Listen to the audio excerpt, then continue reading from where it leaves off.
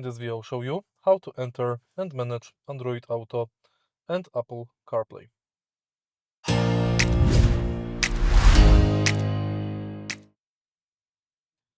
In the beginning, take a look at the screen display. Make sure that your smartphone is connected with car via Bluetooth and tap Android Auto to enter it. Now, let's go to menu.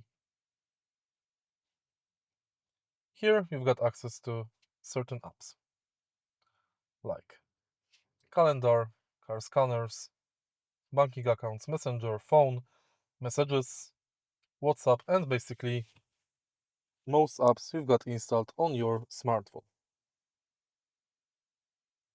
You can also go to Google Maps and YouTube Music. To exit Android Auto, select MG or go to Home.